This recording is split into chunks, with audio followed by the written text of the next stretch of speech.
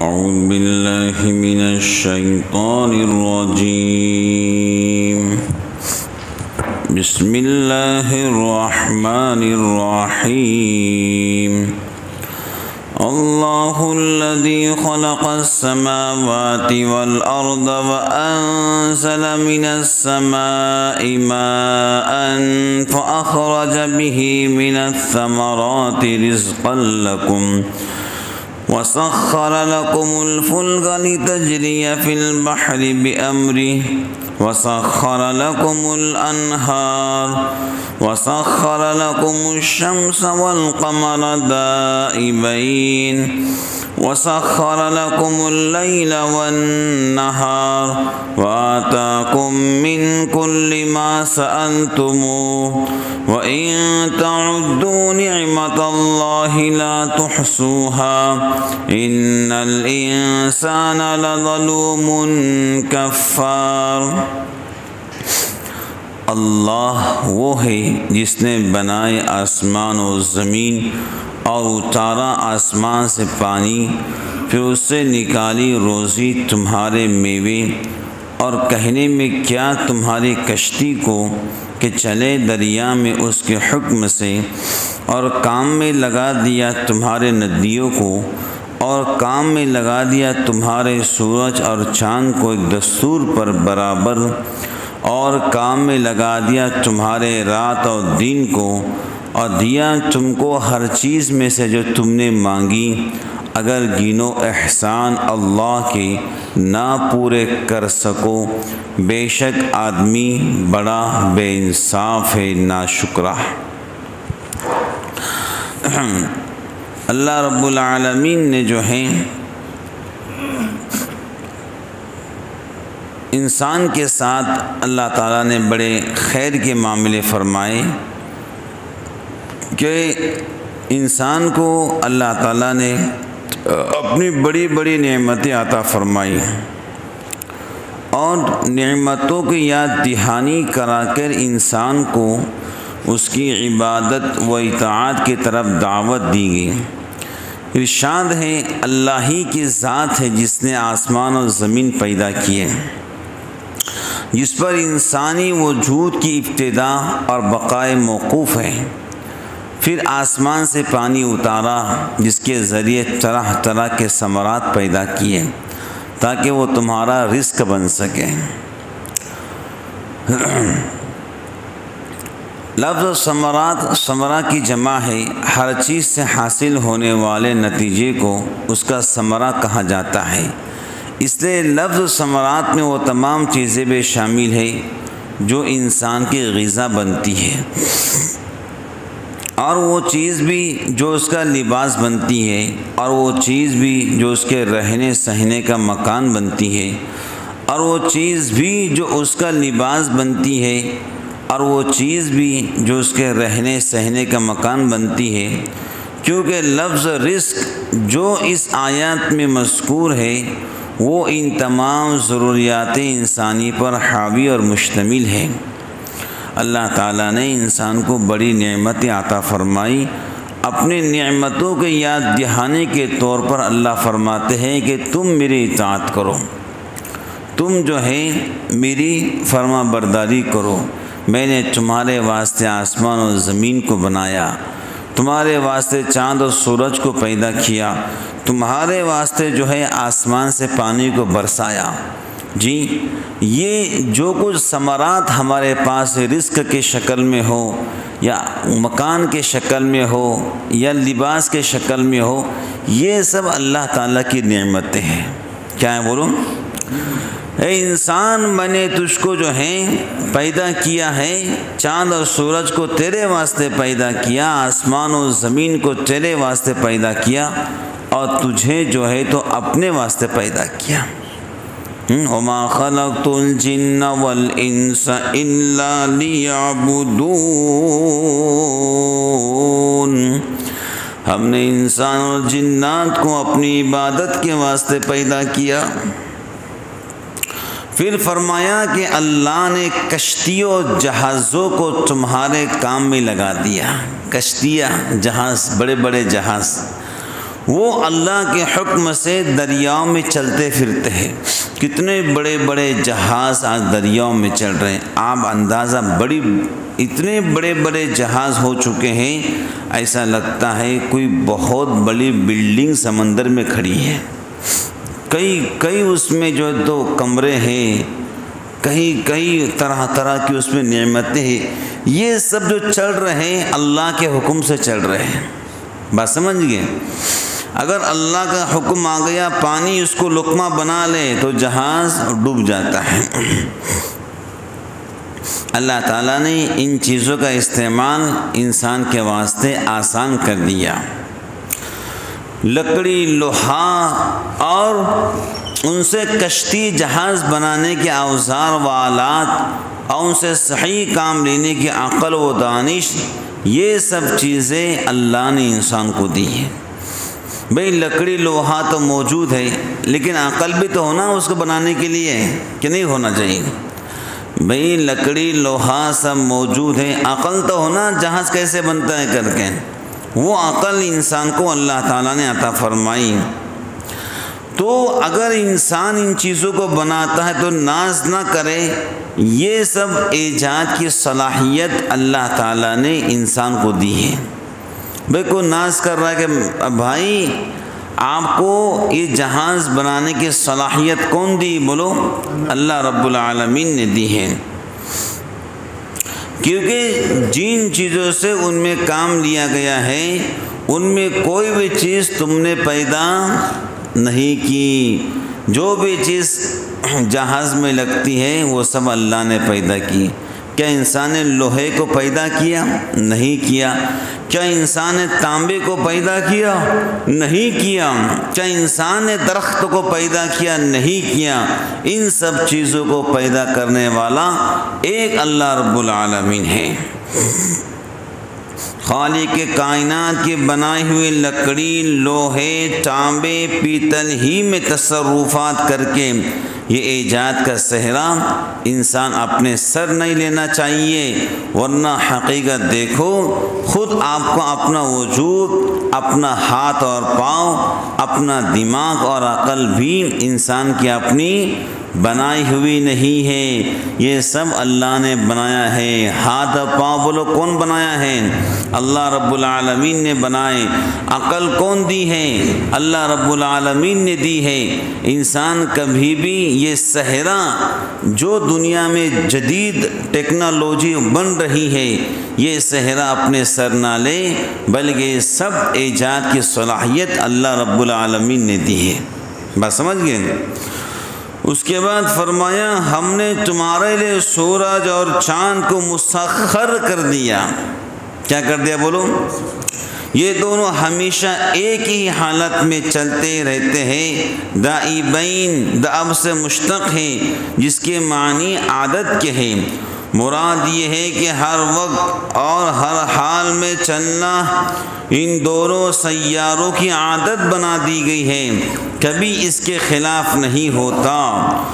مسخر کرنے کے یہ معنی نہیں کہ وہ تمہارا حکم اور اشاروں پر چلا کریں۔ بھئی مسخر کے معنی یہ نہیں کہ چاند اور سورج ہمارے حکموں پر چلے۔ جی مسخر کے معنی یہ ہے کہ اللہ تعالیٰ نے چاند اور سورج کو ایک ڈیوٹی پر لگا دیا ہے کہ تم نے انسانوں کو فائدہ پہنچانا ہے۔ کیونکہ اگر چاند اور سورج کو اس طرح انسان کا مسخر کر دیا جاتا کہ وہ انسانی حکم کے تابع چلا کرتے تو انسانوں کے باہمی اختلاف یہ نتیجہ ہوتا، ایک انسان کہتا آج سورج نکلے 2 گھنٹے کے بعد نکلے کیونکہ رات میں کم زیادہ ہے، دوسرا چاہتا کہ 2 گھنٹے پہلے نکلے دن میں کم زیادہ ہے۔ اس سے اللہ رب العالمین نے آسمان اور ستاروں کو انسان کا مسخر تو بنایا، مگر اس کے معنی سے مسخر کیا کہ وہ ہر وقت ہر حال میں حکمت خداوندی کے ماتحت انسان کے کام میں لگے ہوئے ہیں۔ یہ نہیں کہ ان کا طلوع غروب اور رفتار انسان کے مرضی کے تابع ہو جائے۔ بھائی اللہ رب العالمین اگر چاند اور سورج کو انسان کے ہاتھ میں دے دیتے لو تم جب چاہو نکالو، تو لوگ آپس میں جھگڑا کرتے، آج کا سورج 2 گھنٹے لیٹ نکلے گا، ایک کہتا نہیں آج کا سورج 2 گھنٹے پہلے نکلے گا، تیسرا کھڑے ہوتا نہیں بھائی آج تو سورج نکلنا ہی نہیں چاہیے، پھر چوتھا بولتا نہیں بھائی سورج 2 دن کے بعد نکلنا چاہیے۔ کیا ہوتا؟ لوگ سورج میں پریشان رہتے ہیں۔ کیا رہتا ہے؟ لوگ سورج ہی میں پریشان رہتے ہیں، کام کاج بھی چھوڑ دیتے ہیں۔ اس واسطے اللہ رب العالمین نے حکمت خداوندی کے تحت سورج اور چاند کو اپنے ہاتھ میں رکھا ہے، وہ حکمت کے تحت نکالتے اور حکمت کے تحت اس پر گرہ لگاتے ہیں۔ اس کا مطلب کیا ہے؟ اس کا مطلب یہ ہے اللہ کو دنیا کا نظام چلانا ہے۔ یہ روزی کو اللہ نے اپنے ہاتھ میں کیوں رکھا؟ اگر انسانوں کے ہاتھ میں روزی کا معاملہ ہوتا تو آدھی دنیا بھوکی مر جاتی، جی، ایک نہ خود کھاتا نہ اوروں کو کھلاتا۔ یہ انسان کی صفت ہے۔ کیا ہے بھائی؟ کیا ہے؟ انسان کی صفت ہی ہے، خود کھاتا بھی نہیں اوروں کو کھلاتا بھی نہیں۔ الانسان حریص، انسان لالچی ہے۔ کیسا ہے بولو؟ تو اللہ رب العالمین نے جو ہے چاند اور سورج کو اپنے ہاتھ میں رکھا ہے، اور چاند اور سورج اللہ کے حکم سے انسانی دنیا کی خدمات کر رہے ہیں، اپنی کرنوں اور اپنی شعاعوں سے دنیا کو روشن کر رہے ہیں۔ بولو کبھی آپ نے سنے کہ نہیں بھائی آج سورج جو ہے نہیں نکل رہا ہے، پیٹرول ختم ہو گیا؟ ایسا کبھی سنے کہ آپ نے؟ کوئلہ ختم ہو گیا، بجلی، ہاں کوئلہ ختم ہوا تو بجلی کم چلتی ہے، بھائی لوڈ شیڈنگ چلیں گی، کوئلہ ختم ہو گیا۔ لیکن کبھی سنے کہ آپ نے سورج میں یہ نقص آ گئے، یہ پارٹ سے خراب ہوا؟ جب سے اللہ نے دنیا کو بنایا ہے سورج اپنا کام برابر کر رہا ہے۔ بولو کر رہا ہے کہ نہیں کر رہا ہے؟ وَآتَاكُم مِّن كُلِّ مَا سَأَلْتُمُوهُ، یعنی اللہ تعالیٰ نے دیا تم کو ہر اس چیز میں سے جو تم نے مانگی۔ اگرچہ اللہ کی عطا اور بخشش کسی کے مانگنے پر موقوف نہیں، ہم نے تو اپنا وجود بھی نہیں مانگا، اسی نے اپنے فضل کرم سے ہم کو پیدا کیا۔ بھائی انسان اللہ سے مانگے، اللہ کی مرضی ہے، دے نہ دیے، بات سمجھ گئے؟ بھائی اللہ جو کسی کے نوکر تھوڑے، نعوذ باللہ من ذالک، وہ دیے نہ دیے ان کی مرضی ہے، لیکن جو مانگتا ہے کبھی وہ اس کو مایوس نہیں کرتے ہیں۔ اب ہمارا وجود تک ہم نے اللہ سے نہیں مانگا تھا، بولو مانگا تھا کیا؟ بسم اللہ۔ کسی بھی انسان نے اپنا وجود اللہ سے نہیں مانگا، اللہ نے اپنے فضل کرم سے ہم کو انسان بنایا اور وجود دیا۔ وَإِن تَعُدُّوا نِعْمَةَ اللَّهِ لَا تُحْصُوهَا، یعنی اللہ تعالیٰ کی نعمتیں انسان پر اس قدر ہیں کہ سب انسان مل کر ان کو شمار کرنا چاہے تو شمار نہیں کر سکتے۔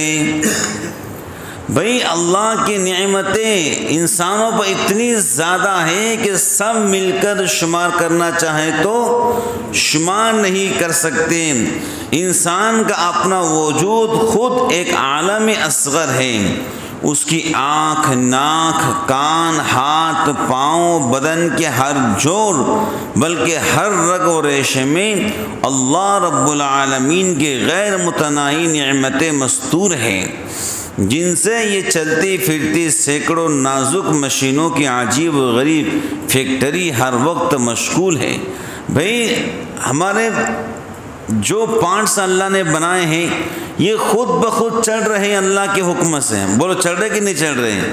بھئی آپ نے اگر کھانا نہیں کھائے تو آپ کو بھوک لگتی ہے، وہ مشین اپنا کام کر رہی ہے۔ بھئی اگر آپ کو بھوک لگے، یعنی آپ نے کھانا کھا لیے، کافی گھنٹے ہو گئے، تو بھوک لگ رہی ہے، مشین اپنا کام کر رہی ہے کہ نہیں کر رہی ہے؟ چلو آپ کو بھوک نہیں لگے مہینے بھر تک، آپ کیا کر لیتے؟ کچھ بھی نہیں کرتے۔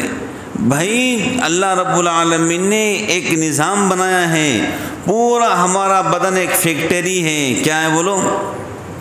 دل میں خون پہنچ رہا ہے، دماغ میں خون پہنچ رہا ہے، کھانا کھائے تو کھانا بھی ہضم ہو رہا ہے۔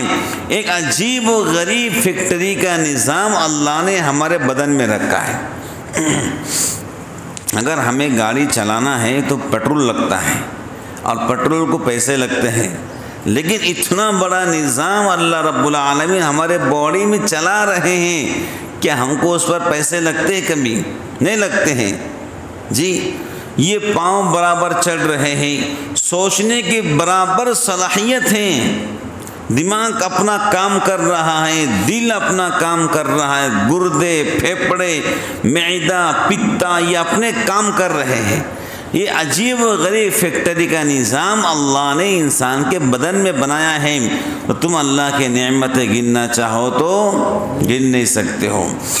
آسمان اور زمین اور دونوں کی مخلوقات، سمندر اور پہاڑوں کی مخلوقات کو آج کی جدید تحقیقات اور اس میں عمریں کھپانے والے ہزاروں ماہرین بھی ان کا احاطہ نہیں کر سکے۔